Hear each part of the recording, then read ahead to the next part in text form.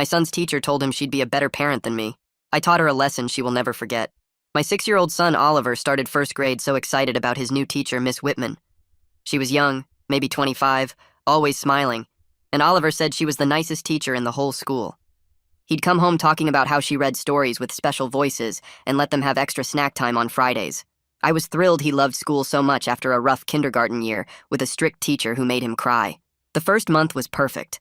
Oliver bouncing out of bed ready for school, homework done without fighting, constant stories about what Miss Whitman said or did. Then little things started seeming off. Oliver mentioned that Miss Whitman said his lunch wasn't healthy enough, and she'd started bringing him special lunches she made at home. When I asked about this at pickup, she said Oliver seemed hungry, and she wanted to help. I explained we were fine financially, and his lunch was perfectly nutritious. She laughed and said she just cared so much about her students. Next, Oliver came home saying Miss Whitman didn't like his haircut that I'd just given him. She said it made him look messy, and offered to take him to her salon on Saturday to fix it. I emailed immediately saying that wasn't appropriate. She responded that she was just trying to help since I seemed overwhelmed as a single dad. I wasn't overwhelmed. My wife had passed 2 years ago, but Oliver and I were doing great. The comments got weirder. Oliver said Miss Whitman told the class that some mommies weren't good at taking care of their kids, so teachers had to help. When another kid said their mommy was the best, Miss Whitman said sometimes kids didn't know what good care looked like. Oliver was confused because he didn't have a mommy anymore, but Miss Whitman kept talking about how mommies needed to do better.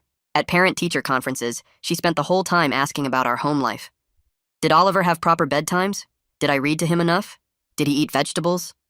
When I said everything was fine, she said kids with only one parent often fell behind without proper support. She offered to tutor Oliver after school for free at her apartment.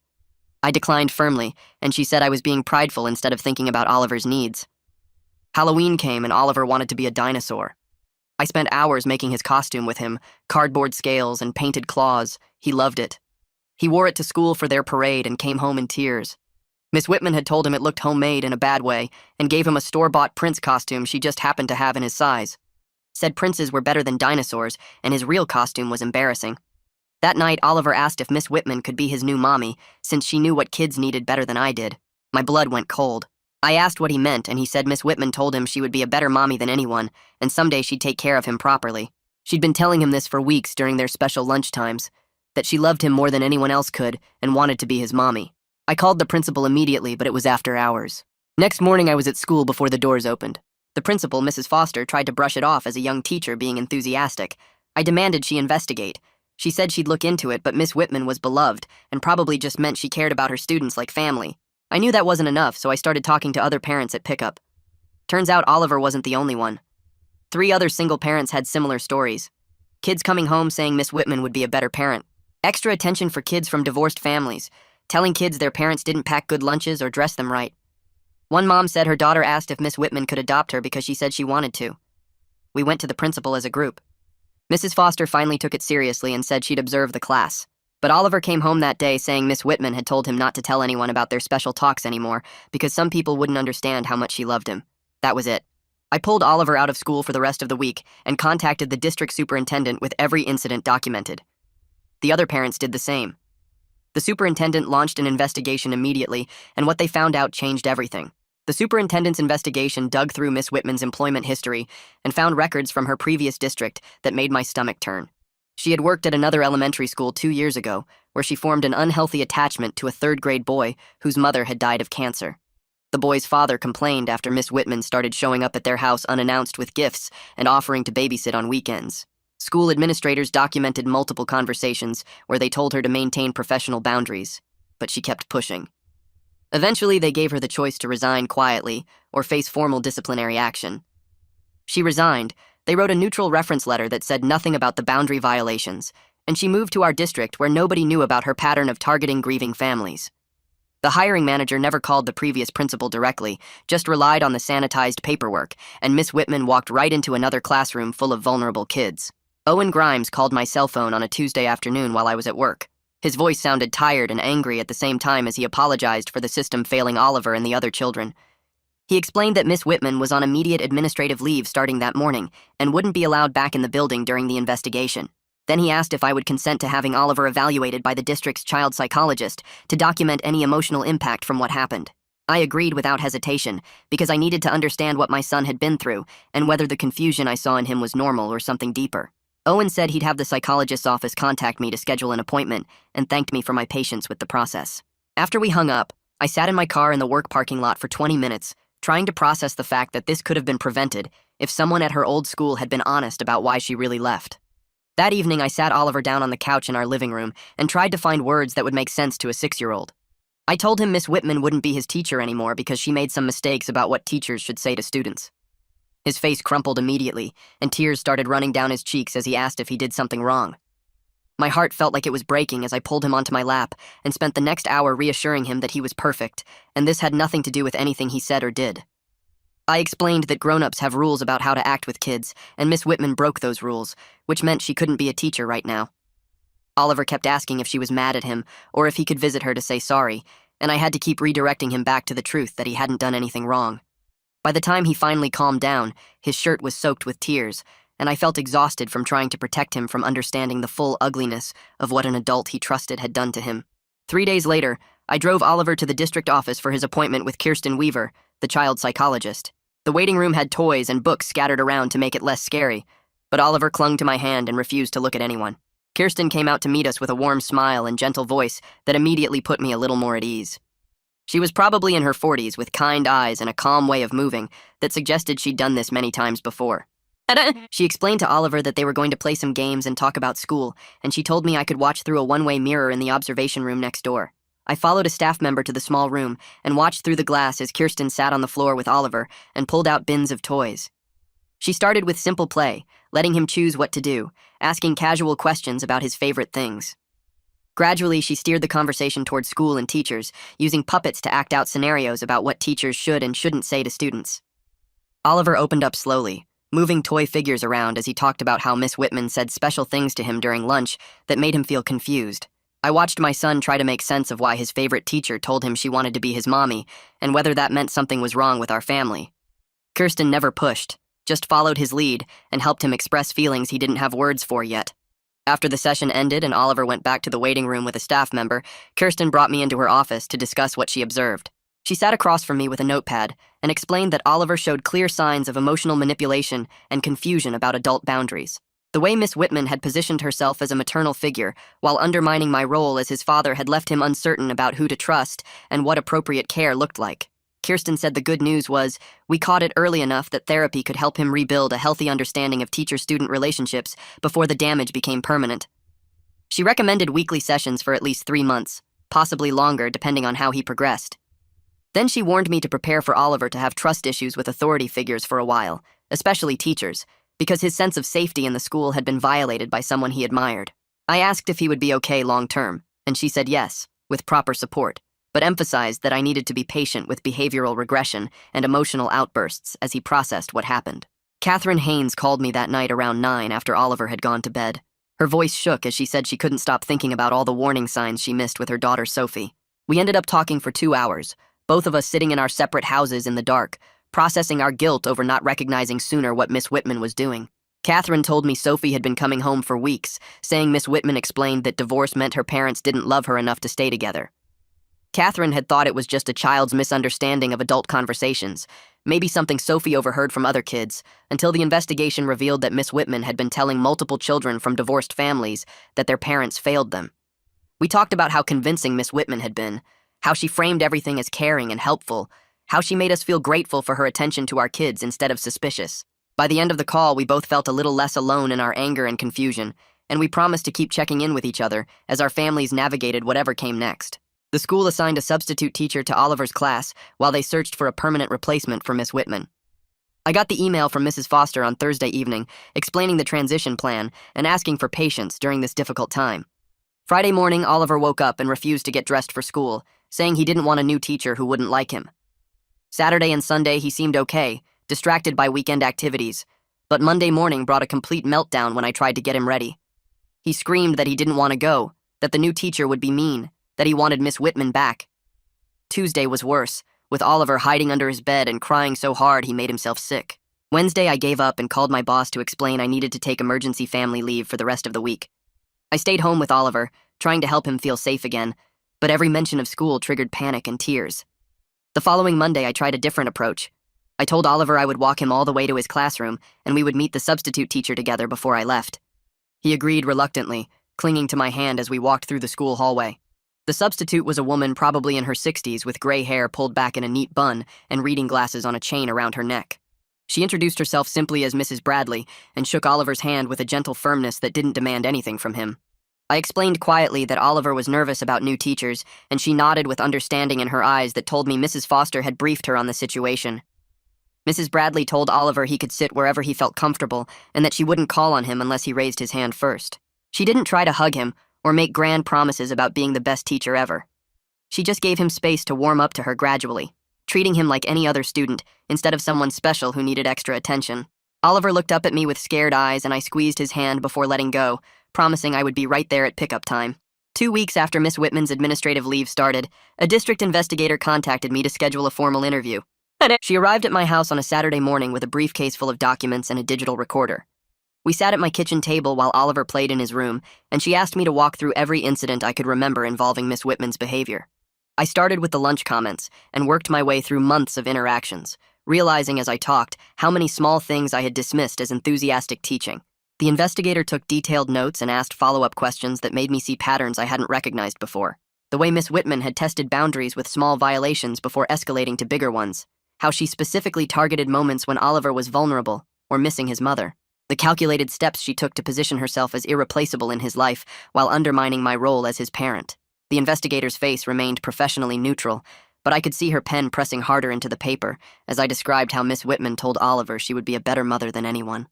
By the end of 2 hours, my throat was raw from talking, and I felt drained from reliving every moment. The investigator interviewed Madeline Fraser the same day, and Madeline called me that evening to share what came up during her session. Her voice trembled with anger as she described how her son had started calling Miss Whitman Mommy at the school during the weeks before the complaints started.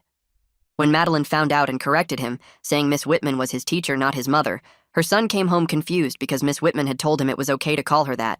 She said she loved him like a mother would, and that some children needed extra mothers because their real ones were too busy with divorce stuff to give them enough attention.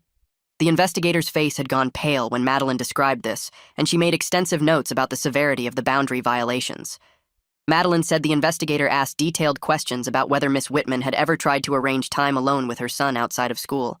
And Madeline remembered that Miss Whitman had offered twice to take him to the park on weekends, so Madeline could have a break.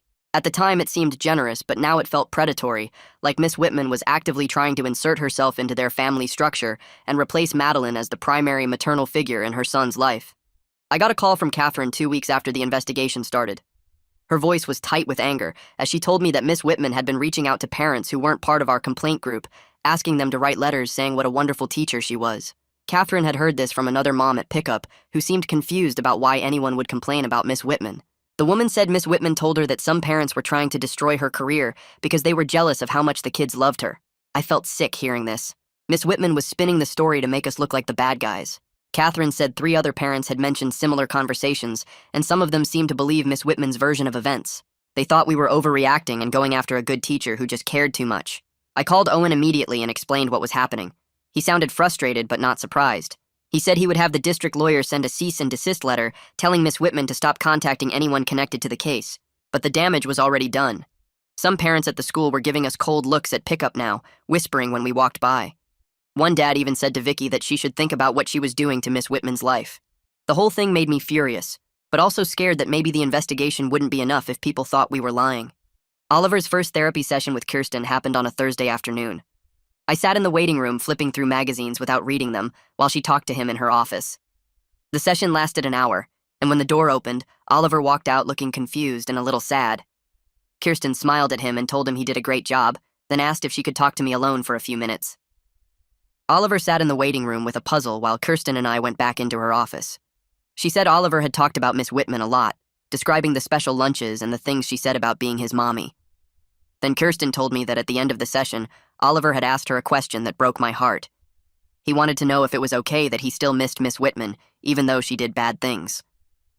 I felt tears sting my eyes as Kirsten explained that this was a normal response for a child who had been manipulated by someone they trusted. When I picked Oliver up and we got in the car, he asked me the same question. I pulled over in the parking lot so I could look at him while I answered. I told him that feelings were complicated, and it was completely normal to miss someone even when they hurt you. I explained that Miss Whitman had said and done things that weren't okay, but that didn't mean all the fun times they had together were fake. I said that grown-ups are responsible for making good choices even when kids don't understand why things are wrong, and Miss Whitman had made bad choices that weren't his fault. He nodded slowly and asked if he would get in trouble for missing her. I promised him he would never get in trouble for his feelings, only for his actions, and that it was okay to feel confused about all of this. Owen called me a week later to tell me the school board had scheduled a closed hearing to review the investigation findings.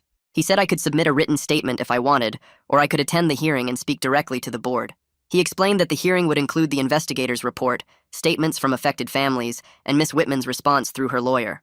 I asked if I had to attend, and he said no, but he thought it might help the board understand the real impact on our children if they heard from us directly. I told him I would be there. I needed to look those board members in the eyes and make them understand what Miss Whitman had done to Oliver. After I hung up, I called Catherine to let her know about the hearing. She said she was planning to attend too, and we should all meet beforehand to prepare our statements together. She suggested a coffee shop near the district office, and I agreed. Madeline and Vicky both said they would come too when Catherine reached out to them. We needed to support each other through this because none of us had ever done anything like this before. The four of us met at the coffee shop 3 days before the hearing. We sat at a corner table with our drinks getting cold while we talked about what we wanted to say to the board. Catherine looked exhausted, dark circles under her eyes that matched mine. Madeline kept rubbing her temples like she had a headache that wouldn't go away. Vicky was quieter than usual, just listening and nodding as we talked. We were all dealing with our kids' emotional fallout at home while trying to manage our own anger and guilt about not seeing the warning signs sooner. Catherine said her daughter was having nightmares again and asking why Miss Whitman didn't love her anymore. Madeline's son had started acting out at the school with the substitute teacher, refusing to follow directions because he said she wasn't as nice as Miss Whitman. Vicky's daughter kept asking when Miss Whitman was coming back. We were all exhausted from explaining the same things over and over to our confused kids, while dealing with the judgment from other parents who thought we were overreacting. I told them about the cold looks at pickup and the dad who confronted Vicky. We all agreed that no matter what happened at the hearing, we had done the right thing by speaking up. Before we left, Catherine reached across the table and grabbed my hand. She said we needed to make a pact to support each other through whatever came next, whether the board sided with us or not. We all put our hands together in the middle of the table like kids making a promise, and it felt good to know I wasn't facing this alone. The night before the hearing, I couldn't sleep. I lay in bed staring at the ceiling, replaying every interaction I'd had with Miss Whitman. The lunch comments, the haircut criticism, the Halloween costume incident. How had I missed the pattern?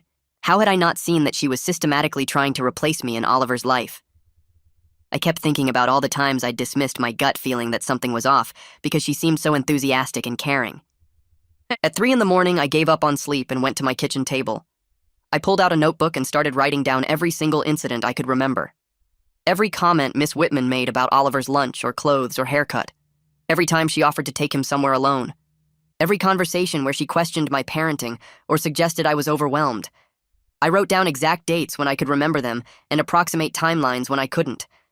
I included what Oliver told me about their special lunchtimes and the things she said about being his mommy. I wrote about the Halloween costume and how Oliver came home crying, asking if Miss Whitman could be his new mom. The more I wrote, the clearer the pattern became. She had tested boundaries with small violations first, then escalated when I didn't push back hard enough. She had targeted Oliver's grief over losing his mother and positioned herself as the solution to his pain. By the time the sun came up, I had 10 pages of documentation. My hand was cramping from writing and my eyes burned from lack of sleep, but I felt more prepared to face the board than I had before. The hearing was scheduled for 10 a.m. at the district office. I arrived early with my 10 pages of notes clutched in my hand. Catherine, Madeline, and Vicky were already in the waiting area outside the boardroom, all of them looking as nervous as I felt. Owen came out to greet us and explain how the hearing would work.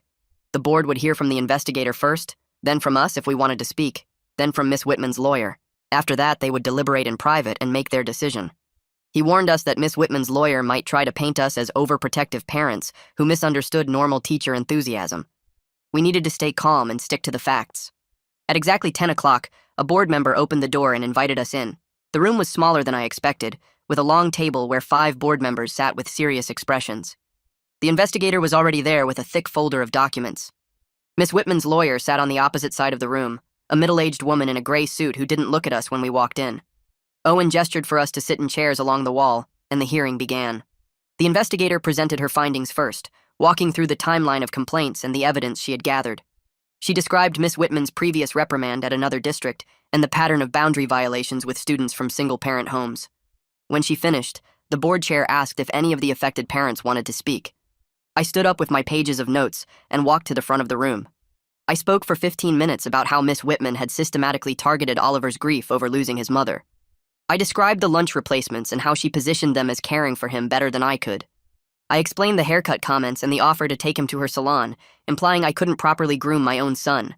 I talked about the Halloween costume incident and how she replaced Oliver's homemade dinosaur costume with a store-bought Prince costume, making him feel ashamed of what we created together. My voice cracked when I described Oliver asking if Miss Whitman could be his new mommy because she told him she would be better at taking care of him than anyone else. I looked directly at each board member as I explained how she had told my 6-year-old son that she loved him more than anyone else could and wanted to be his mother. 2 of the board members had tears in their eyes by the time I finished. I could see Owen's jaw clenching as he listened, and the superintendent was writing notes furiously. When I sat back down, my hands were shaking, but I felt like I had finally made someone in authority understand the full scope of what happened to my son. Catherine spoke next, and her voice was steady but angry as she described what happened to Sophie. She explained how Miss Whitman had told Sophie that divorce meant her parents didn't love her enough to stay together, how she emphasized over and over that Sophie's family was broken and sad because of the divorce.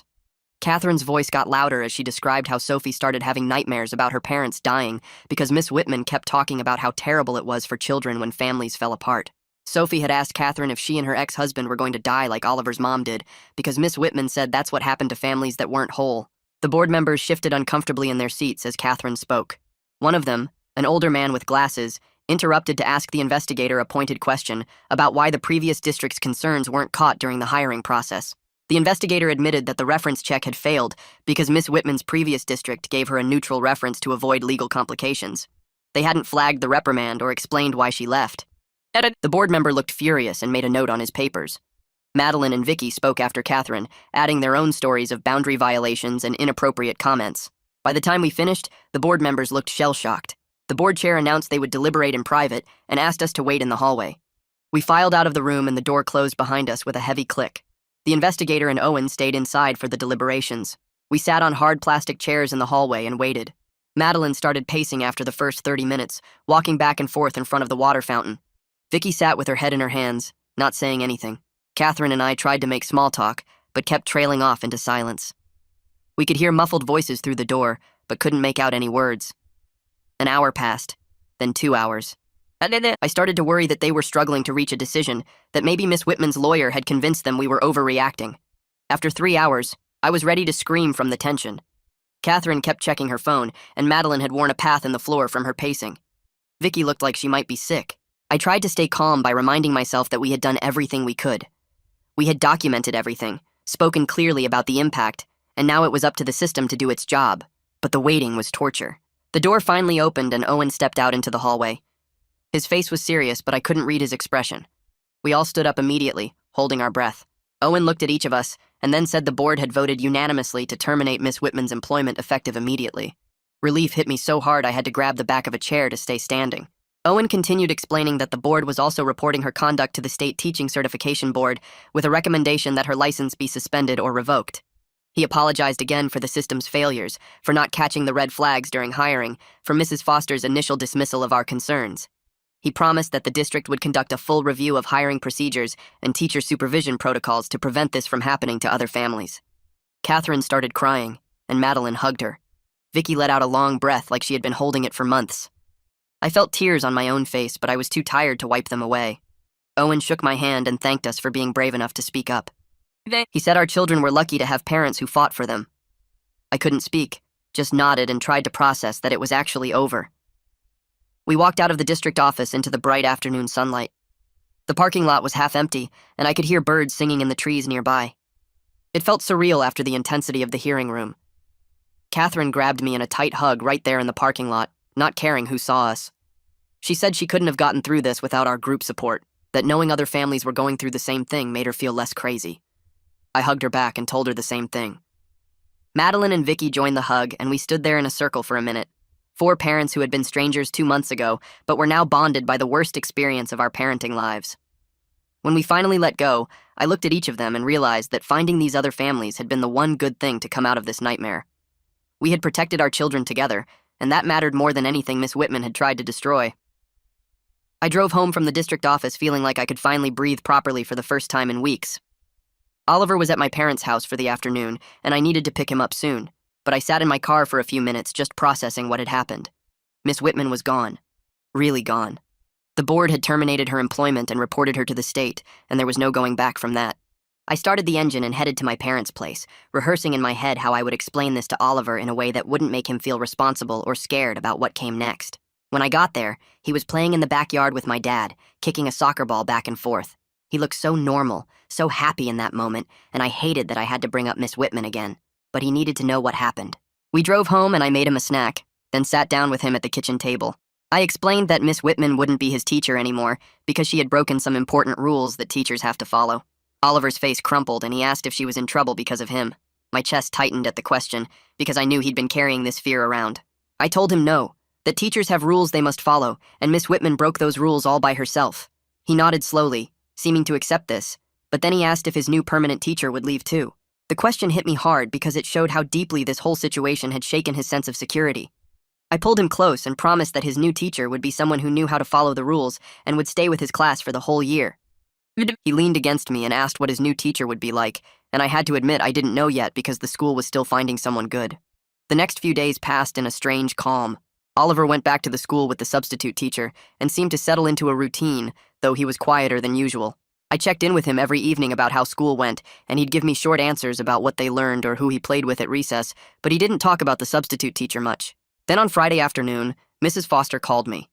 She said the district had hired a new permanent teacher for Oliver's class and asked if I could come in Monday morning before school started to meet her. The teacher's name was Orla Hayes, and she had 15 years of experience teaching first grade, plus special training in working with kids who'd been through difficult situations. I felt relief wash over me at hearing this, because it sounded like the district was taking Oliver's needs seriously. I agreed to come in Monday and asked if Orla would be meeting with all the affected families, and Mrs. Foster said yes, she'd be meeting with each of us individually before taking over the class. Monday morning, I dropped Oliver at my parents' house again and drove to the school. Mrs. Foster met me in the main office and walked me to an empty classroom where Orla was waiting. She was maybe 40, with short dark hair and a calm way of standing that immediately made me feel less anxious. We shook hands and sat down at a table meant for 6-year-olds, our knees bumping the underside. Orla started by saying she'd been briefed on what happened with Miss Whitman and wanted to hear directly from me about Oliver's experience and what he needed going forward. I spent 20 minutes telling her everything, from the special lunches to the Halloween costume to Oliver asking if Miss Whitman could be his new mommy. Orla listened without interrupting, taking notes occasionally, and when I finished, she looked at me with understanding in her eyes. She said rebuilding Oliver's trust in teachers would take time and patience, which she was prepared to provide. She explained her approach of maintaining consistent, appropriate boundaries while still being warm and supportive, and asked me to let her know immediately if Oliver showed any signs of anxiety or confusion about her behavior. I left that meeting feeling like Oliver was finally going to be in good hands. The next day, Orla met with Catherine, then Madeline, then Vicky, spending an hour with each family to understand what their kids had been through. Catherine texted me afterwards saying Orla seemed perfect for the situation, and I agreed. Wednesday was Oliver's first day with Orla as his permanent teacher. I walked him to class that morning, more nervous than he seemed to be. Orla greeted us at the classroom door with a friendly smile and introduced herself to Oliver. She told him she was excited to be his teacher and was looking forward to learning with the whole class. Oliver gave her a shy smile and went to his desk without looking back at me. I stood in the hallway for a minute, watching through the door window as Orla started the morning routine, and then I forced myself to leave and trust that this would be okay. That afternoon at pickup, Oliver came out of school with his backpack bouncing against his shoulders. I asked how his day went, and he said it was good. I asked about Orla, and he thought for a moment, then said she was nice, but not in the same way Miss Whitman was. Something about the way he said it made me realize he was starting to understand the difference between appropriate teacher kindness and the manipulative attention Miss Whitman had given him. I asked what he meant, and he said Orla was nice to everyone the same way. Not special nice, just to him. I told him that was exactly how teachers should be, and he nodded like this made sense. 2 weeks later, I had a parent consultation with Kirsten Weaver, the child psychologist who'd been working with Oliver. She told me he was making good progress in therapy, but still struggled with understanding why an adult he trusted would say confusing things about his family. Kirsten recommended I continue reinforcing that Miss Whitman's behavior was about her own problems, not anything wrong with Oliver or our family. She said kids Oliver's age have trouble understanding that adults can make bad choices, and he needed repeated reassurance that he didn't cause any of this. I promised to keep having those conversations with him and asked how long she thought therapy would need to continue. Kirsten said probably another 2 months at least, maybe longer depending on how Oliver adjusted to having Orla as his permanent teacher. Around the same time, I got a call from an investigator with the State Teaching Certification Board. She said they'd opened their own investigation into Miss Whitman's conduct based on the district's report and needed my statement. I spent an hour on the phone with her, going through every incident again, and she explained that if they found serious misconduct, they could revoke or suspend Miss Whitman's teaching license. This would prevent her from teaching in any school in the state, maybe even other states if those certification boards honored the decision. I asked how long the investigation would take, and she said probably 3 to 4 months because they had to interview multiple witnesses and review all the documentation. I hung up feeling glad that the state was taking this seriously, but frustrated that it would take so long. That evening, Catherine called me, her voice tight with anger. She said she'd been looking at Miss Whitman's social media and found posts about being persecuted for caring too much about her students. Miss Whitman hadn't named anyone specifically, but she was clearly talking about our complaints and painting herself as a dedicated teacher being punished for going above and beyond. Some of her friends and former students' parents were commenting in support, saying she was the best teacher their kids ever had and that we were overreacting. I felt my blood pressure spike reading the post Catherine forwarded to me. I wanted to respond, to tell everyone what Miss Whitman had really done, but our lawyer had advised us to avoid any direct or indirect contact with her. Catherine and I vented to each other for half an hour about how unfair it was that Miss Whitman got to control the narrative on social media while we had to stay silent. But eventually we agreed that engaging would only make things worse. 3 weeks into working with Orla, Oliver had a setback. He came home from the school looking anxious and asked if we could talk. We sat on the couch and he pulled a small sticker out of his backpack, a golden star with smiley face on it. Orla had given it to him for good work on a math worksheet. Oliver asked if this meant Orla was going to start bringing him special things like Miss Whitman did. My heart sank because I realized how deeply the boundary violations had affected his understanding of normal teacher-student interactions. I explained that teachers sometimes give all students small rewards like stickers for good work, and that was different from bringing special lunches or costumes just for one student. Oliver seemed uncertain, so I told him we could talk to Orla about it if it made him uncomfortable. He said he liked the sticker, but it made him worried, and I said that was a completely normal feeling to have. That evening, I emailed Orla explaining what happened and asking if she could adjust her approach with Oliver to keep rewards class-wide rather than individual for now. She responded within an hour saying she completely understood the problem and would make sure to only give out rewards to the whole class going forward. She thanked me for helping her understand Oliver's specific triggers so she could avoid accidentally creating situations that reminded him of Miss Whitman. I felt grateful that Orla was so receptive and willing to adapt her teaching style for Oliver's needs. The following week, the district sent out a statement to all parents explaining that a teacher had been terminated for professional misconduct and that new policies were being implemented to prevent similar situations. They didn't name Miss Whitman, but everyone in the school community knew who they were talking about. At pickup that afternoon, several parents I barely knew gave me sympathetic looks, and one mom touched my arm and said she was sorry we'd gone through this. I appreciated the support, but also felt exposed, like everyone was watching me and Oliver to see how damaged we were. A week after that awkward scene at pickup, Catherine called and asked if Oliver wanted to come over for a play date with her daughter Sophie. I said yes without thinking twice because Oliver needed to spend time with other kids who understood what he'd been through, even if they were too young to really talk about it. We drove to Catherine's house on Saturday morning, and Oliver ran straight to Sophie's room where she had her toys spread across the floor. I watched them through the doorway as they built a tower together with blocks, laughing when it fell over, starting again without any frustration. They looked like normal 6-year-olds having fun, not kids who'd been manipulated by an adult they trusted. Catherine and I sat in her kitchen drinking coffee while keeping one eye on the playroom. She told me it amazed her how fast kids bounced back from things that would mess up adults for years. I agreed, but said I still worried about the long-term effects we couldn't see yet. Catherine nodded and admitted she had the same fear, that Sophie would grow up with trust issues or problems with authority figures. We sat there for a while just watching our kids play, both of us dealing with the guilt of not protecting them better while also trying to accept that we'd done the best we could with the information we had. The next therapy session with Kirsten brought good news for once. She pulled me aside after working with Oliver and explained that he was making real progress in how he thought about what happened. Oliver could now say that parts of being in class with Miss Whitman were fun and nice, like the special voices during story time or the extra snacks on Fridays, while also understanding that the things she said about being his mommy and taking care of him were wrong. Kirsten said this ability to hold 2 different feelings at once was a big step for a 6-year-old. Most kids his age saw things as all good or all bad, but Oliver was learning that people could do some things right and other things very wrong. She told me this meant he was processing the experience in a healthy way instead of just burying it or getting confused about who to trust. I felt relief wash over me because I'd been so scared that Miss Whitman had damaged something in Oliver that we couldn't fix. 2 days later, I got home from work and found a thick envelope in the mailbox with a law firm's return address I didn't recognize. My stomach dropped before I even opened it. Inside was a letter from Miss Whitman's lawyer threatening to sue me. Catherine, Madeline, and Vicky for defamation and conspiracy to destroy her career. The letter said we'd made false accusations that cost her job and reputation, and unless we issued public apologies and paid damages, they'd file a lawsuit seeking hundreds of thousands of dollars. My hands shook so bad I could barely hold the pages. I called Catherine right away, and she said she'd gotten the same letter. Her voice was tight with anger, but she reminded me that her lawyer had warned us this might happen. She said people who got caught doing wrong things often tried to scare their accusers into silence. I knew she was right, but seeing those legal threats in writing made everything feel real and dangerous in a new way. Catherine, Madeline, Vicky, and I met at a coffee shop that evening to figure out what to do. None of us had money for a big legal fight, and the idea of being sued terrified all of us. Madeline suggested we pool our money and hire a lawyer together instead of each getting our own.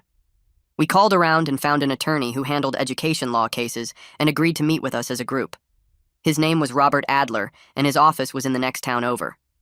We drove there together 2 days later, all four of us crammed into Catherine's car, passing around the threatening letters and trying not to panic.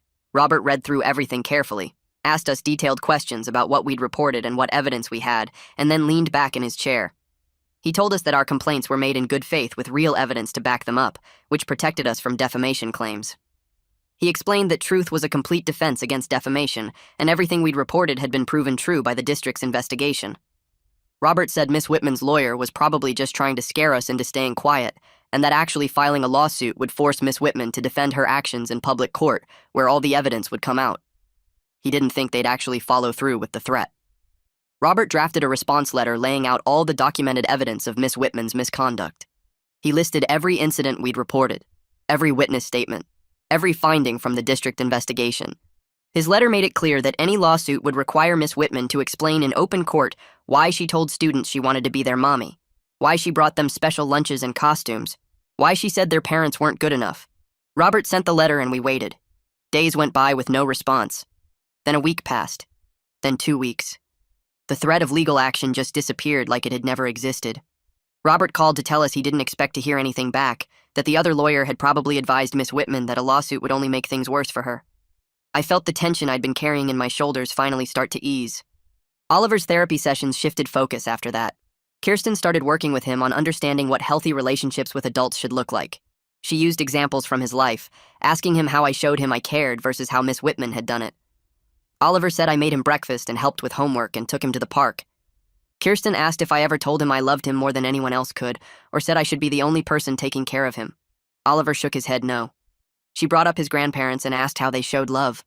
Oliver talked about how they took him to movies and taught him to ride his bike and called every week to check on him. Kirsten asked if they ever said his dad wasn't good enough, or that they should raise him instead. Again, Oliver said no. Then Kirsten mentioned Orla and asked how she acted as his teacher. Oliver described how Orla helped everyone in class equally, how she was nice, but not in a way that made him feel special or different from the other kids. Kirsten explained that this was what appropriate care looked like, people showing they cared through consistent actions without trying to make him feel like he belonged only to them. 4 months after I first filed the complaint, I got a letter from the State Teaching Certification Board. They'd completed their investigation into Miss Whitman's conduct. The board decided to suspend her teaching license for 2 years and required her to complete professional ethics training and undergo a psychological evaluation before she could even apply to get her license back. I read the letter 3 times trying to figure out how I felt about it. Part of me felt relieved that the state took it seriously enough to actually suspend her license, but another part of me felt angry that 2 years seemed way too short for what she'd done to our kids. I called the attorney Robert Adler and asked if this was normal. He explained that without criminal charges, this was actually a pretty serious professional consequence. The suspension would be on her record permanently, and any future employer who checked would see it. Most school districts wouldn't hire someone with a boundary violation suspension on their record. Robert said 2 years might not feel like enough, but it would likely end her teaching career for good. Mrs. Foster called me in for a meeting about the new policies the district was putting in place. She'd worked with the superintendent and the district lawyer to create rules that would prevent another situation like ours. Every teacher would now get regular observation visits from administrators, not just the scheduled ones they knew about in advance. All staff had to complete training on professional boundaries every year. Parents would have a clear way to report concerns without worrying that the principal would brush them off. Mrs. Foster looked tired as she explained all this, like she'd aged 5 years in the past few months. She asked me, Catherine, Madeline, and Vicky to meet with her as a group to review the changes and tell her if we thought anything was missing. We sat in her office going through the new policy manual page by page. Most of it looked good, but I kept thinking about how Miss Whitman had problems at her previous school that nobody told us about. I brought up the issue of teachers transferring between districts. I explained that Miss Whitman's previous school had reprimanded her for boundary issues, but gave her a neutral reference letter anyway, because they wanted to avoid legal problems. If the new district had known about those red flags, maybe they wouldn't have hired her and our kids wouldn't have gone through this. Mrs. Foster nodded slowly and said she'd never thought about that angle. Owen Grimes was sitting in on the meeting, and he pulled out his phone to make notes. He said this was a real problem in education, that districts often gave problem teachers good references just to move them along to somewhere else. Owen promised to work with the district's lawyer to figure out new rules for reference checks and sharing information about past problems. He said it wouldn't be easy because of privacy laws and fear of lawsuits, but after what happened with Miss Whitman, the district had to find a way to do better. I suggest the district needs better communication between schools when teachers transfer, so red flags from previous positions don't get lost in neutral reference letters. Owen takes this seriously and works with the district's lawyer to develop new protocols for reference checks and information sharing. 2 weeks later, Oliver bounced through the front door with his backpack dragging behind him and dropped it on the floor with a thud. He started talking before I could even say hello, words tumbling out about how Orla let them do a science experiment with vinegar and baking soda to make volcanoes. He described every detail, how the foam erupted over the sides of the cup, how his friend Ethan got some on his shirt, how Orla said they could do more experiments next week if everyone cleaned up properly. He talked about playing soccer at recess and how he scored a goal, and then about the story Orla read during quiet time, something about a kid who found a magic treehouse. I stood in the kitchen listening to him ramble on about normal first-grade things, friends and learning and games, without a single mention of teachers being like parents or needing special care. My throat got tight, and I had to turn away to wipe my eyes because this was what 6-year-olds were supposed to sound like when they came home from the school. Just excited about volcanoes and soccer and stories, nothing complicated or confusing, just a regular good day. Oliver grabbed a snack and kept chattering while I made dinner, and I realized I hadn't heard him sound this genuinely happy about school since the first few weeks with Miss Whitman, before everything got weird. The next afternoon, I sat in Kirsten's office for our regular check-in about Oliver's progress. She had her notes spread out on the desk and looked up at me with a small smile. She explained that Oliver had reached a point where he didn't need weekly therapy anymore, that he'd developed good strategies for handling confusing feelings about adults and their behavior. She said he was rebuilding his ability to trust teachers within normal boundaries, understanding that they could be kind without trying to replace me or take over his life. She recommended moving to sessions every other week for the next few months, then maybe once a month after that if he continued doing well. I asked if this meant he was really okay now, if the damage from Miss Whitman was actually healing, and Kirsten explained that kids are pretty tough when they get the right support early. Oliver had processed what happened in an age-appropriate way, understanding that Miss Whitman made mistakes without carrying around heavy trauma about it. He might be more cautious with teachers than other kids his age, but that wasn't necessarily a bad thing, just a learned awareness of appropriate boundaries. Kirsten said I'd done exactly the right things by taking his concerns seriously, getting him help quickly, and maintaining consistent reassurance that none of it was his fault. 3 weeks after that, I walked into the school for a parent-teacher conference with Orla. I sat in one of those tiny chairs meant for first graders, while Orla pulled out Oliver's work samples and assessment scores. She told me Oliver was bright and engaged, always participating in class discussions and helping other students when they got stuck on assignments. She showed me his reading progress, his math worksheets, his drawings and writing samples, all of it showing a kid who was learning and growing exactly like he should be. Then she mentioned that Oliver still sometimes asked her in the morning if she was definitely coming back tomorrow, needing that reassurance that she wouldn't disappear like Miss Whitman did. But overall, he was doing great academically and socially, making friends, following classroom rules, showing enthusiasm for learning. Orla said she could see how much progress he'd made since she took over the class in January, how he'd gone from anxious and withdrawn to confident and happy. She credited the therapy and my consistent support at home, but I could tell she'd also worked hard to create a safe classroom environment where Oliver could relax and just be a student. I thanked her for understanding what Oliver needed and for giving him the space to heal while still challenging him academically. That evening, my phone rang and Catherine's name showed up on the screen. I answered, and she immediately started talking about how much better Sophie was doing lately, how she'd stopped asking if Miss Whitman could be her mom and had started talking about her actual parents in normal ways again. Catherine said she was so grateful we'd found each other through this whole mess, that having other parents who understood what our kids went through made everything easier. She suggested we should get our families together regularly, maybe monthly dinners or weekend park trips, because Sophie and Oliver had formed this bond through their shared experience, even though they couldn't quite explain what they had in common. I agreed it was a good idea, that Oliver could use more friends who got what he'd been through without needing all the details explained. We picked a date for the following Saturday and talked about maybe including Madeline and Vicky's families too, creating a little support network for the kids and parents who'd all been affected by Miss Whitman's behavior. After I hung up, I sat on the couch thinking about how focused I'd been on Oliver's healing for the past 6 months. Every decision, every conversation, every therapy session had been about making sure he was okay, that he understood what happened, that he could move forward without being damaged by Miss Whitman's manipulation. But I hadn't really dealt with my own feelings about the whole thing. The anger at someone who exploited my son's grief over losing his mother. The fear that I'd missed warning signs that should have been obvious. The guilt over letting it go on for so long before I took action. I'd pushed all of that aside to focus on Oliver. But now that he was doing better, I could feel everything I'd been ignoring starting to bubble up. I found myself getting unreasonably angry at small things, snapping at people at work, lying awake at night replaying every interaction with Miss Whitman, and beating myself up for not seeing through her act sooner. I realized I probably needed to talk to someone about this too, that I couldn't just pretend I was fine when I clearly wasn't processing what had happened to our family. I called Kirsten's office the next day and asked if she could recommend a therapist for adults dealing with the aftermath of what happened with Miss Whitman. She gave me 2 names and I scheduled an appointment with the first one for the following week. Sitting in that therapist's office felt weird at first, being the one in the chair instead of the parent waiting outside while my kid got help. But once I started talking about the guilt and the anger and the fear, it all came pouring out in ways I hadn't expected. The therapist listened and then started helping me understand that Miss Whitman's manipulation wasn't just aimed at the kids.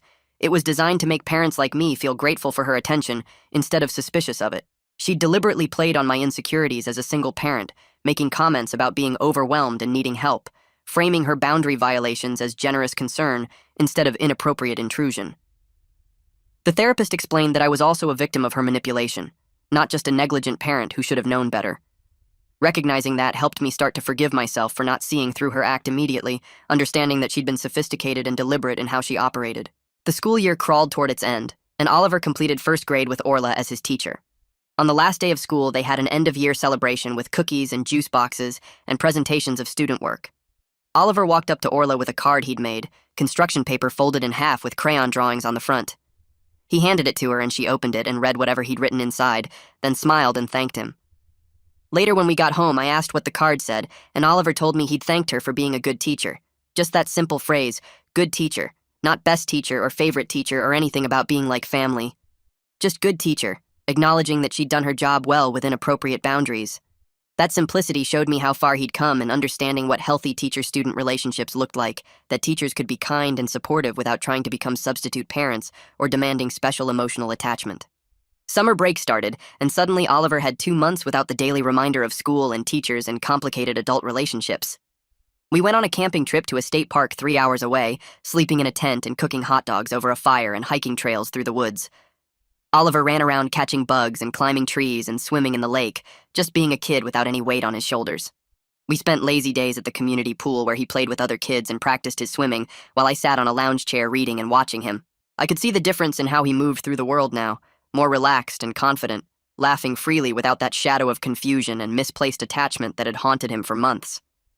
He was just a regular 7-year-old having a regular summer, and that felt like the biggest victory of all. In late July, my phone rang with a number I didn't recognize. I answered, and a woman introduced herself as a parent from a different elementary school in another district about 20 miles away.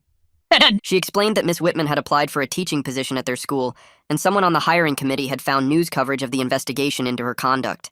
The committee wanted to hear directly from an affected parent before making their decision about whether to interview her. My stomach dropped at the thought of Miss Whitman trying to get back into a classroom, but I told the woman I'd be happy to share our experience. She thanked me and said she had about an hour if I was available to talk right then. I spent the next hour giving her a detailed account of everything that happened, starting with the small boundary violations and building up to Miss Whitman telling Oliver she wanted to be his mom. I explained how she'd targeted kids from single-parent homes, particularly those who'd lost a parent through death or divorce, and how she'd systematically tried to position herself as a better alternative to their actual families. I described the emotional impact on Oliver, the months of therapy he'd needed, the fear and confusion he'd experienced. I told her about the other families affected, about the investigation findings, about the suspension of Miss Whitman's teaching license. The woman on the phone stayed quiet through most of it, occasionally asking clarifying questions, and when I finished, she thanked me for being so thorough and honest. She said the hiring committee would definitely not be moving forward with Miss Whitman's application, and that she was grateful someone had thought to reach out to affected families before making that mistake. After I hung up, I felt this sense of purpose, knowing that sharing our story might protect other children from going through what Oliver experienced, that something good could come from our painful situation. A week after that phone call, I got a text from Catherine asking if I wanted to meet for coffee with her, Madeline, and Vicky. We'd been in touch here and there over the summer, quick messages checking in on how our kids were doing, but we hadn't all gotten together since the investigation wrapped up.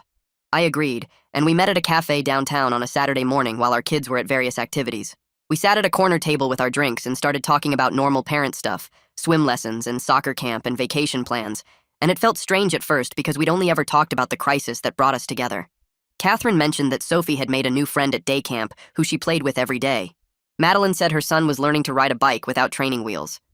Vicky showed us photos of her daughter's art project, a painting of their family that included their dog. We were just parents sharing the small joys and challenges of raising kids, not a support group bonded by trauma. About an hour into the conversation, Vicky said something that made us all pause. She said she was grateful we'd found each other, even though she wished it had been under different circumstances, and we all nodded because that captured exactly how we felt.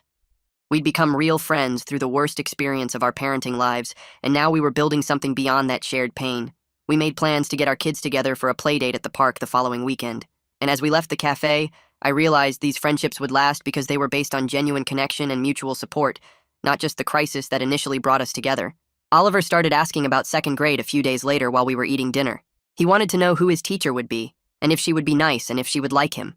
I could hear the worry in his voice, that tight quality that meant he was anxious about something but trying not to show it. I put down my fork and looked at him across the table. I told him we wouldn't know who his teacher was until right before school started, but that every teacher was different and that was okay. Some teachers were quiet and some were energetic, some were strict about rules and some were more relaxed, and none of that made them good or bad, just different. I said it was okay to take time to get to know a new teacher before deciding how he felt about them, that he didn't have to love his teacher right away or think they were the best teacher ever. He could just see what they were like and how he felt in their classroom, and that was enough. Oliver seemed to relax a little at that, like I'd given him permission to be cautious instead of immediately trusting and attaching to whoever his new teacher turned out to be. He asked if his second grade teacher would bring him special lunches or want to take him places on weekends. I said no, that teachers weren't supposed to do those things, and his new teacher would treat him the same way she treated all the other students, which was exactly what he needed. 2 weeks before school started, I scheduled a meeting with Mrs. Foster to talk about Oliver's placement in second grade. I sat in her office, the same place where I'd first demanded she investigate Miss Whitman almost a year ago, and this time the conversation was completely different. She told me she'd been very careful about selecting Oliver's teacher for second grade, looking for someone who was structured and consistent and had experience with students who needed extra emotional support. She'd chosen a teacher named Fiorella Marks, who had been teaching second grade for 8 years and had a reputation for being kind, but maintaining clear boundaries with her students. Mrs. Foster said she would brief Fiorella on Oliver's history with Miss Whitman without making him feel labeled or different from the other kids. She'd explain that Oliver needed consistency and appropriate distance, that he might be cautious about trusting his teacher at first, and that this was normal and healthy given what he'd been through. I asked if Fiorella knew about the investigation, and Mrs. Foster said yes, that all the teachers in the building had been informed about what happened and had received training on professional boundaries as a result. I left her office feeling cautiously hopeful that second grade would be a fresh start for Oliver, a chance to experience what a normal teacher-student relationship looked like. The Back to the School open house happened on a Thursday evening in late August. Oliver held my hand tightly as we walked through the hallways looking for his new classroom.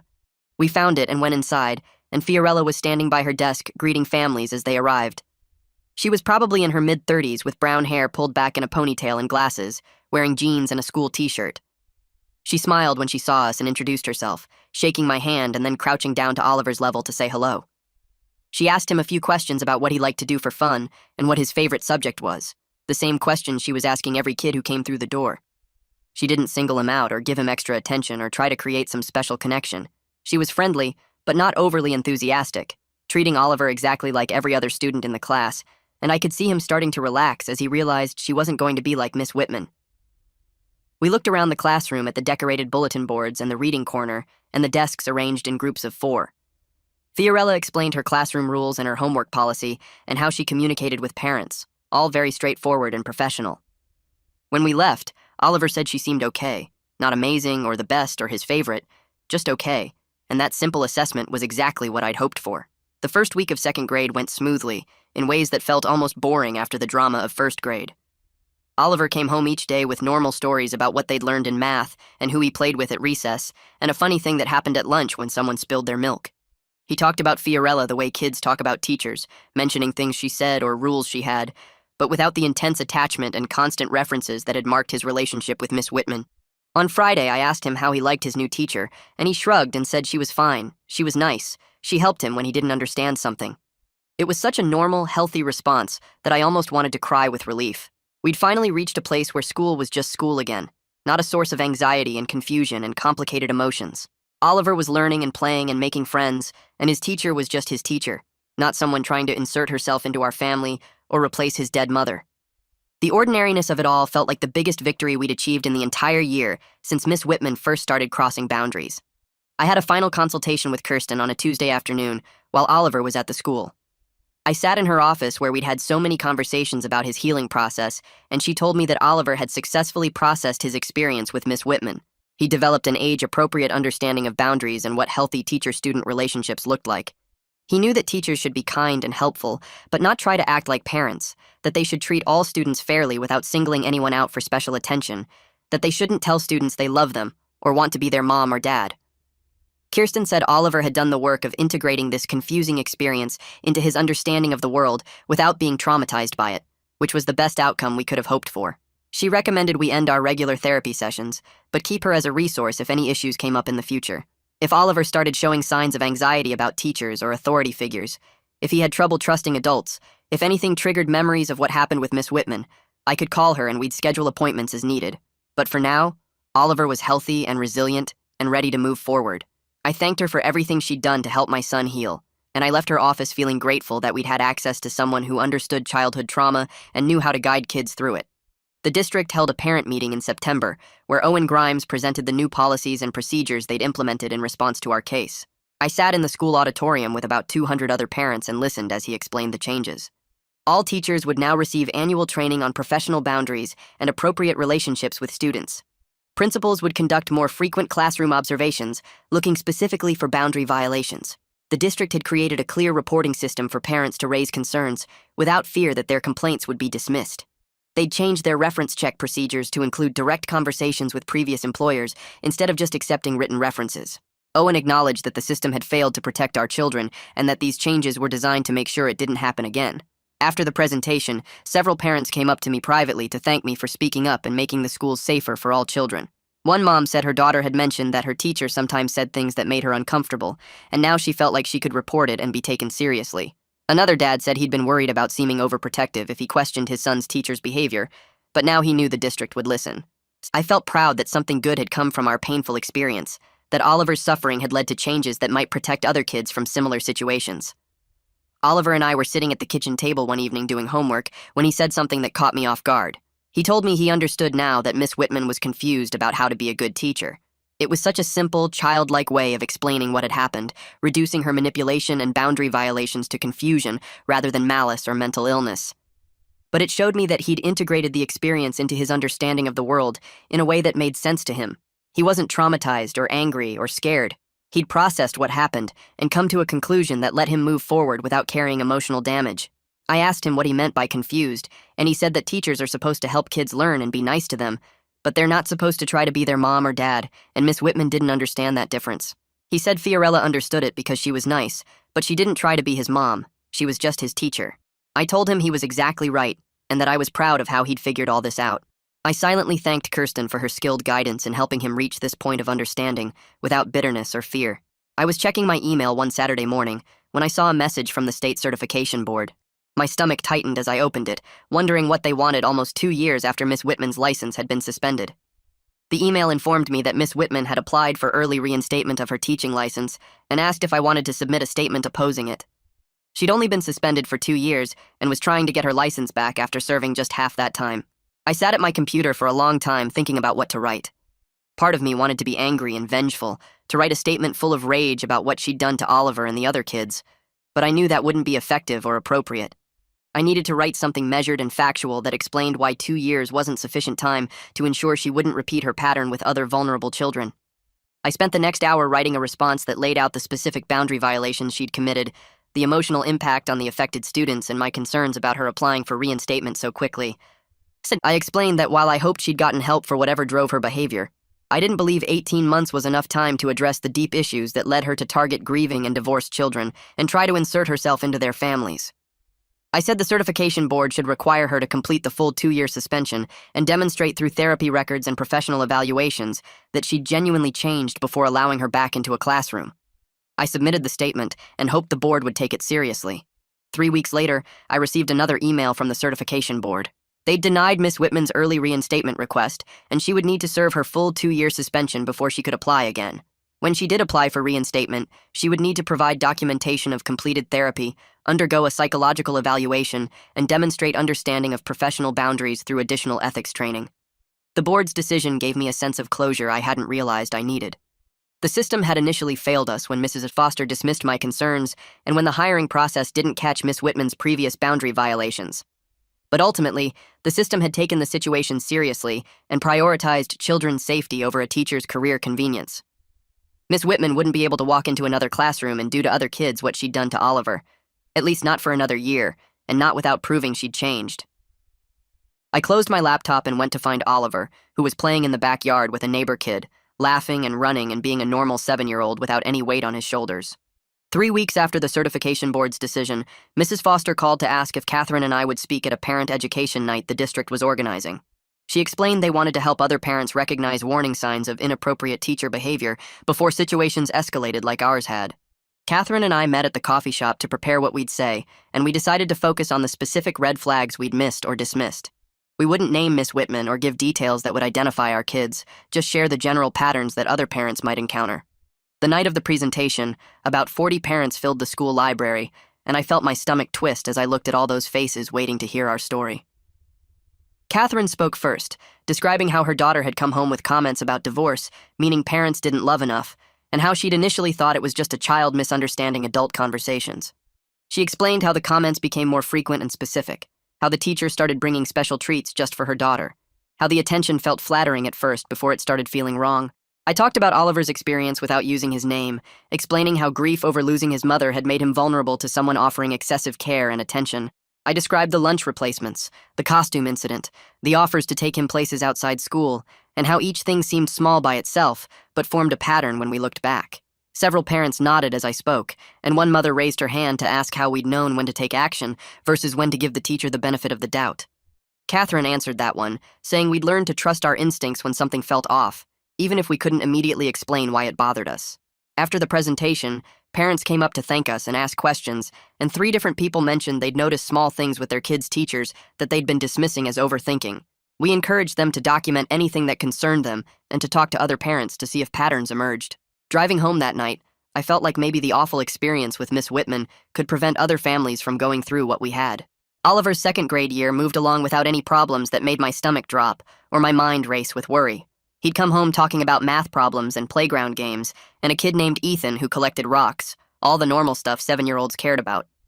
His friendship group had expanded to include 4 or 5 regular playmates, and I'd started getting invited to weekend birthday parties at trampoline parks and pizza places. Fiorella sent home weekly progress reports that showed Oliver reading above grade level and participating actively in class discussions, and at our fall conference she told me he was a joy to teach. She mentioned that he sometimes asked for extra reassurance about classroom routines and whether she'd be there the next day, but she understood why, and gave him the consistency he needed without making him feel different from other kids. I watched him do his homework at the kitchen table one evening, his tongue sticking out slightly as he concentrated on writing sentences about his favorite animal, and realized I wasn't constantly analyzing every teacher interaction or watching for signs of inappropriate attention. When Fiorella gave the class a group reward of extra recess time, Oliver came home excited about playing longer, not worried about what the reward meant or whether it came with strings attached. His relationship with his teacher was exactly what it should be, built on respect and appropriate boundaries, and I could see him thriving in that healthy environment. Parent pickup became a normal routine again, instead of a chance to interrogate Oliver about his day and scan for warning signs. He'd run out of school with his backpack bouncing, tell me 1 or 2 highlights from the day, and then we'd go home and move on with our evening. The hypervigilance that had consumed me during the crisis with Miss Whitman had faded into normal parental awareness, the kind where I paid attention but didn't obsess over every detail. I found myself sitting in the bleachers at Oliver's soccer practice one Saturday morning, chatting with other parents about normal things like weekend plans and whether the kids needed new cleats yet, and realized I'd stopped second-guessing every adult interaction in his life. When his coach praised his improvement at dribbling, I didn't wonder if the attention was appropriate or if there was some hidden agenda behind the compliment. When the team mom organized a pizza party after their last game, I didn't worry about who would be supervising or whether Oliver would be singled out for special treatment. The constant mental checklist I'd been running through every interaction had quietly disappeared, replaced by the normal awareness that any parent has about their kids' activities and relationships.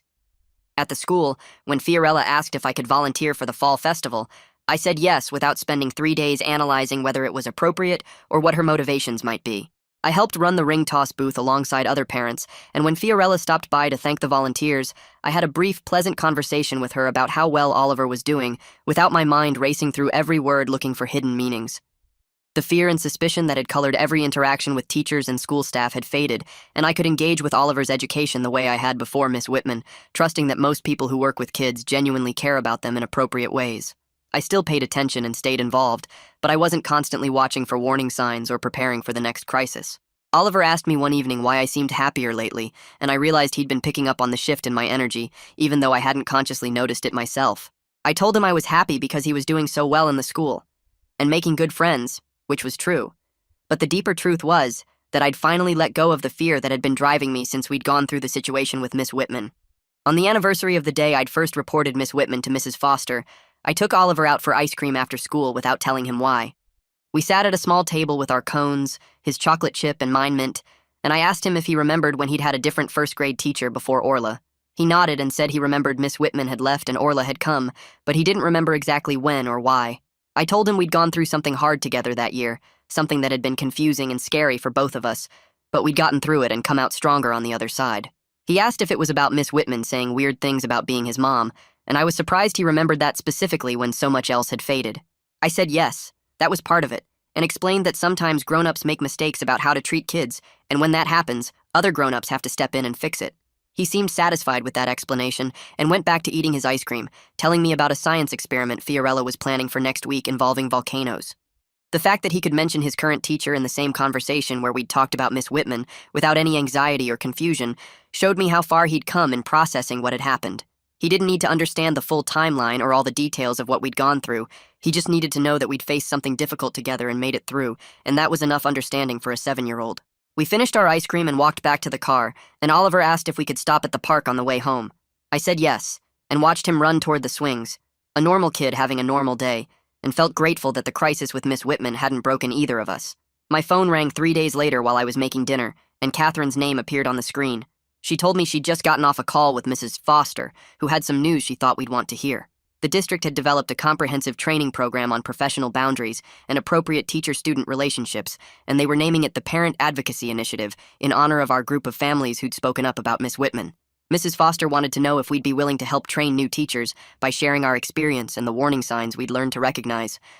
Catherine said she'd already agreed and wanted to know if I was in too, and I said yes, without hesitation.